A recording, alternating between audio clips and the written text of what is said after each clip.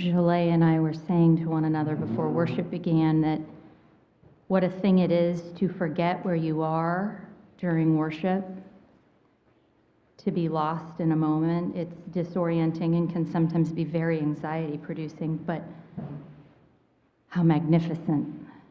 And that is what just happened to me. Thank you, choir.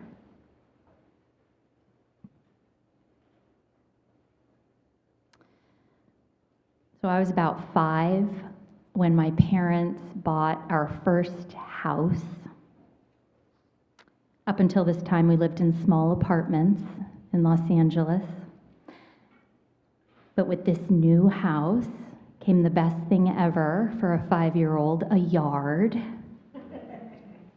And even better, a yard that was home to 3 massive, and I am talking about 30-foot mature orange trees.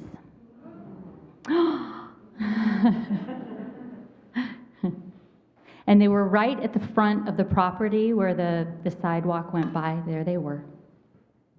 California navels. They are the best, but I am biased. And each of these trees offered a plenty of oranges, immeasurable, from November to March.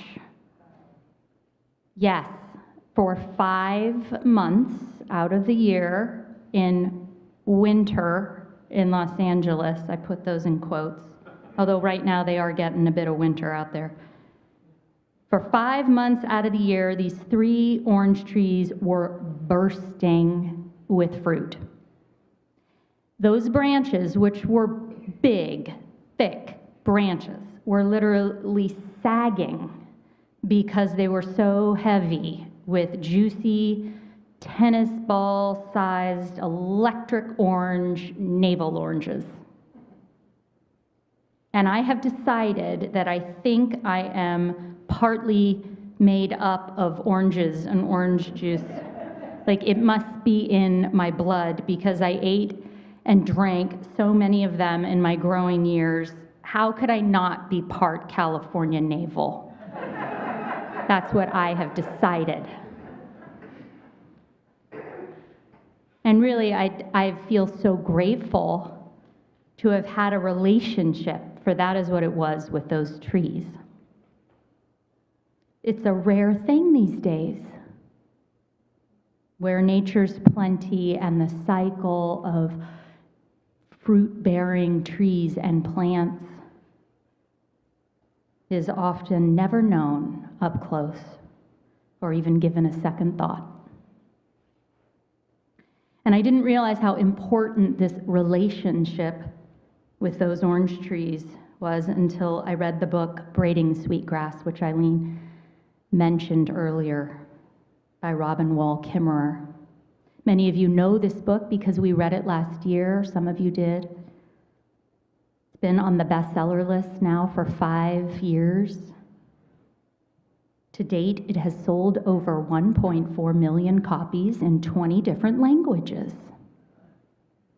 And that is a hopeful bit of news, because humanity isn't sunk after all. It's hopeful to know that so many have been and continue to be so moved by this slow, prayerful read, a book about earth wisdom at the hand of its author, Robin Wall Kimmerer, who's a scientist and professor of environmental biology at Syracuse University, and also a member of the Citizen Potawatomi Nation. Braiding Sweetgrass is a compilation of stories from Kimmerer's childhood and the childhoods of her ancestors, stories passed down from her people and their original lands, stories told to her by the earth.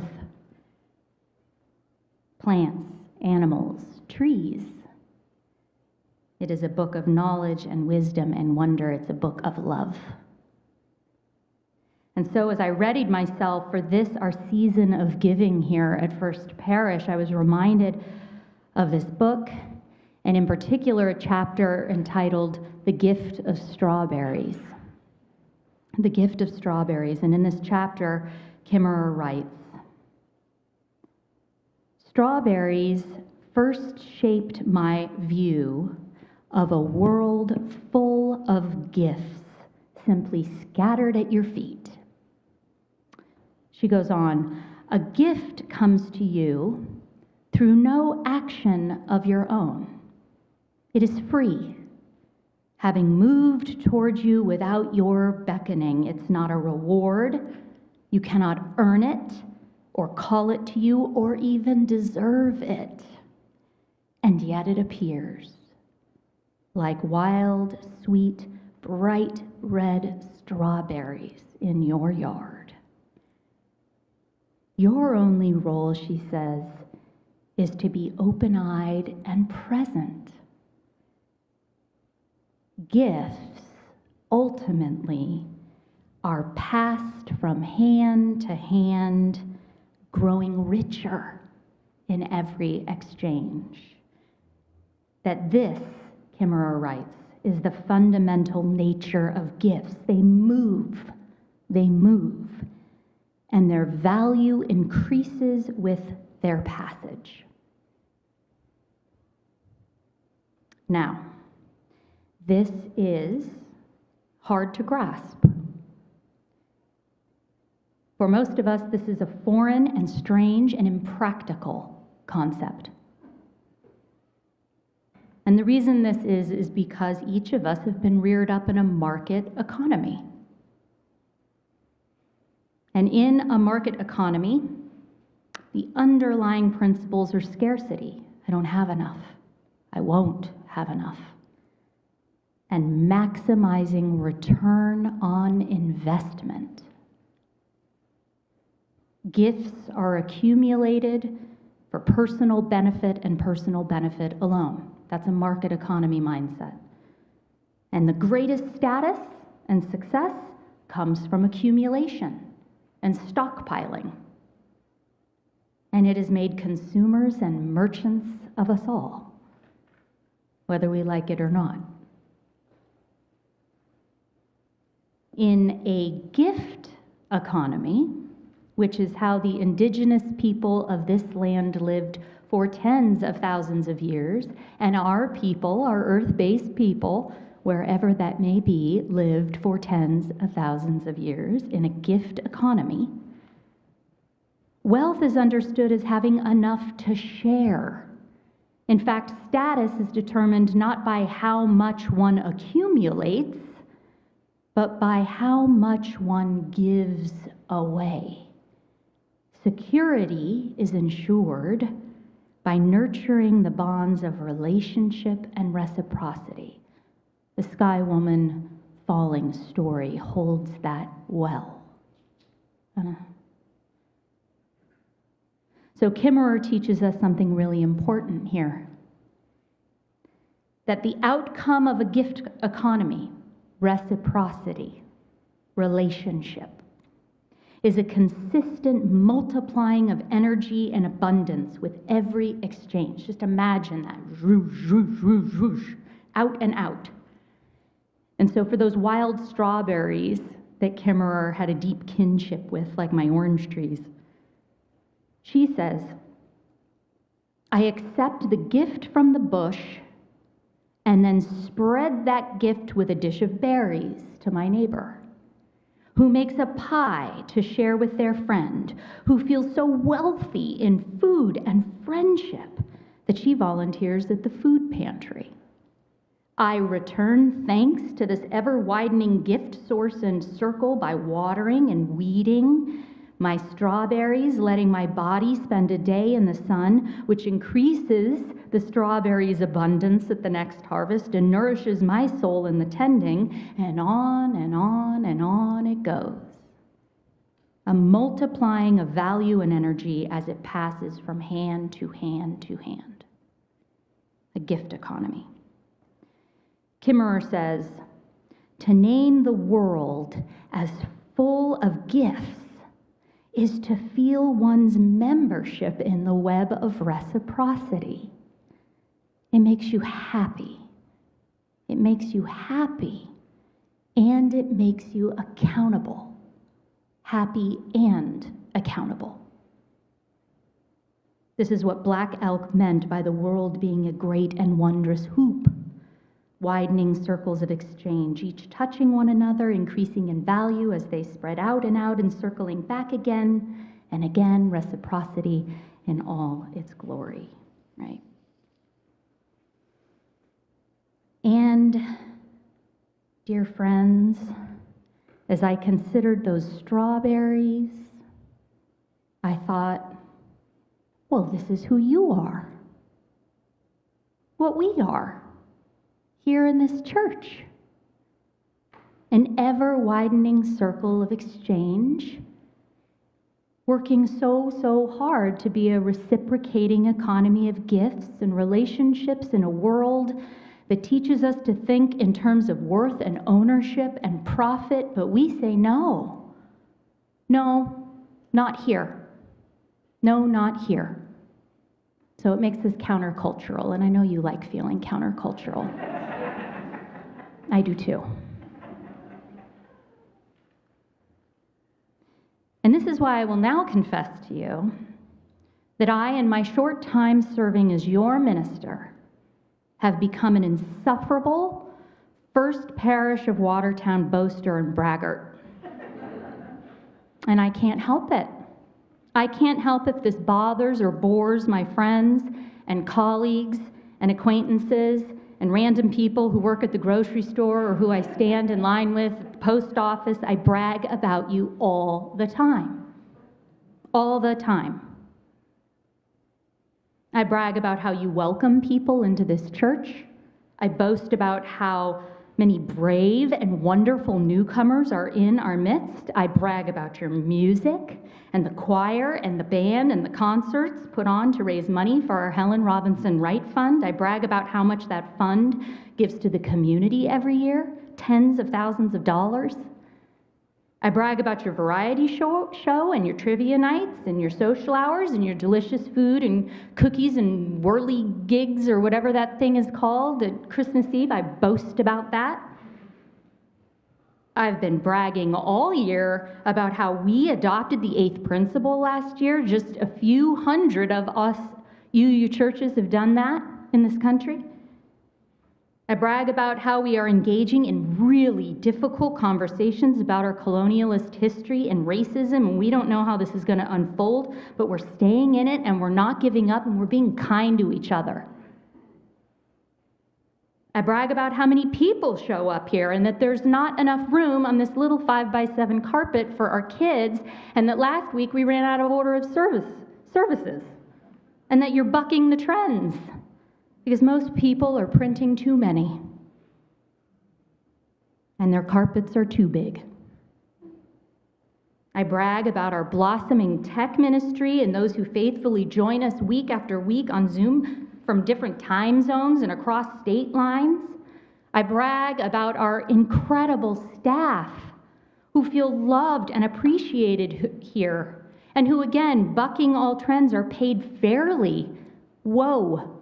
And given raises to meet the growing cost of living. You are so generous, I say boastfully. I brag about your leadership and volunteers who are so talented and so giving of their time and passion. I boast about how much you love your ministers, how much love you give me, how you make sure I have what I need to succeed. I boast about it all the time. Do you know how rare that is these days? I boast about how often we laugh at ourselves when we make mistakes. I brag about how deeply you share with one another and me, and how you take care of one another when losses and crises descend. I brag about your memorial garden and this building that is so well loved and looked after. I boast about all that you do to put your faith in action: environmental justice, racial justice, LGBTQIA justice, food justice, indigenous justice. Oh God, I could keep going and going and going. I boast and boast about it all. And I have been particularly insufferable when it comes to bragging about the fact that you paid big bucks this past year to bring in an interim religious education consultant all the way from Galena, Illinois, to guide us through introspective visioning work so that we could dream big and commit to giving our kids and youth and adults what they need to thrive here spiritually. And I've been bragging about how many of you showed up and showed up again to share and listen despite your pressures on time and energy. And that we have now expanded this position and given it a new name, Director of Lifespan Faith Exploration, and we're taking a leap of faith, my friends, because our program right now is small, and this role is designed to meet the needs of something bigger, but we know this is where we're going, so I brag about how brave you are and faithful. And I brag about how giving you are. I told you I just go on and on and on. People don't want to stand in line with me at the post office. Serious. I brag about how giving you are with your pledges and donations and how every month we give our collection plate to a local justice effort and it's like over $1,000. I brag that somehow, despite only having 130 members and not being an uber-rich demographic like some of our neighboring UU congregations, we are rich in love and faith and abundance and generosity and care. Our cups runneth over.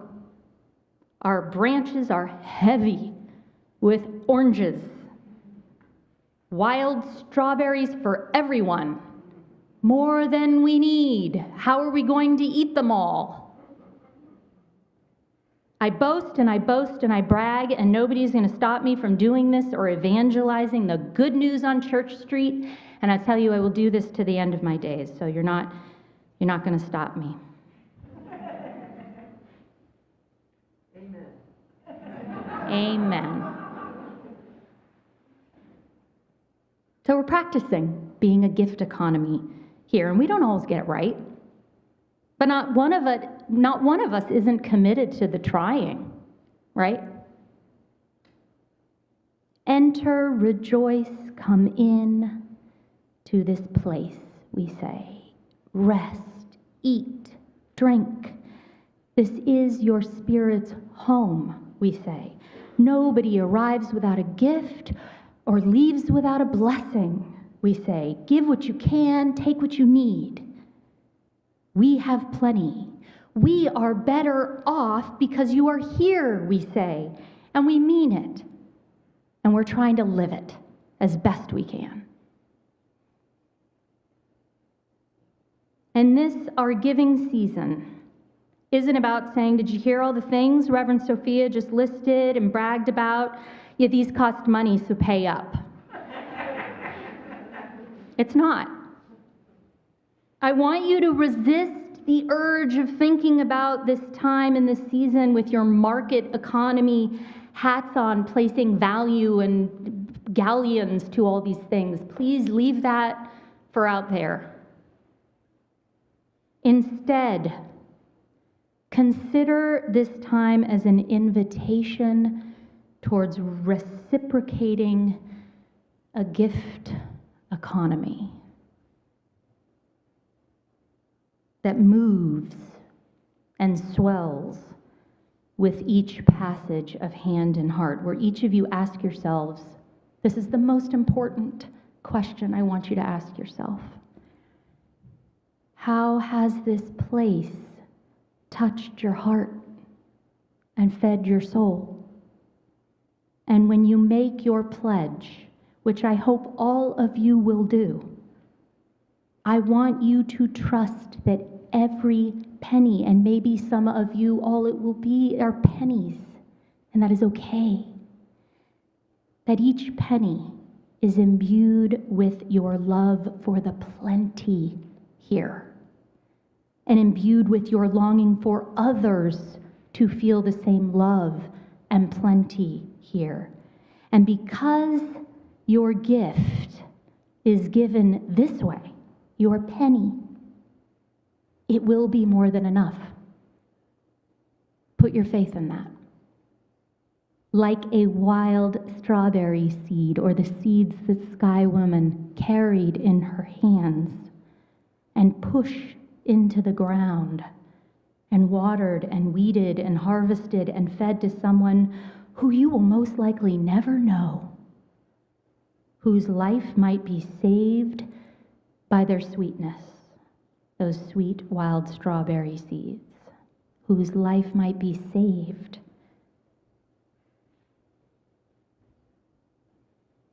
Isn't that what we're all about here? Saving lives, transforming them. Yeah. So back to those California navels.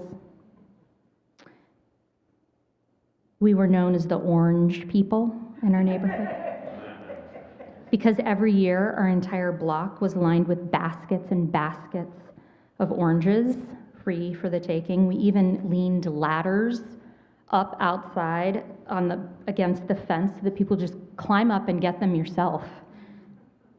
Sometimes there'd be whole families just hanging out in our trees on a Saturday morning.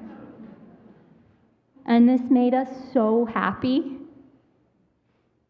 And the more we picked and ate and gave away, and the more we cared for those trees, the more they yielded, as if thanking us for finally letting them unleash their plenty. And at the time, I had no idea that we were participating in something long forgotten and decimated. Decimated. The life-saving joy that was participating in an energy-building exchange of gifts that connected us to earth and to our fellows, relationships. And to this day, I can safely say that those orange trees were the source of the most meaningful and formative memories of my life, living at that house. What a gift that continues to be gifted to me all these years later. And so I'm asking you this year and this month of March, when we talk about giving, I'm asking you to take a breath before you settle on your pledge amount or consider pledging at all. Just take a breath and consider the unknown souls whose lives will surely be saved and fed and sweetened by your gift, the value increasing with each passage, growing richer in every exchange, and returning to you with an abundance immeasurable, for it will. I promise you that. Robin Wall Kimmerer ends the chapter on strawberries by saying, "A great longing is upon us," she says, "to live again in a world made of gifts. I can scent it coming," she says, "like the fragrance of ripening strawberries rising on the breeze." Let us know ourselves to be a fragrant church made of gifts, for we are. We are. And so your boasting, bragging pastor says to you, amen, and thank you for the gift that you are, for the gift that you are.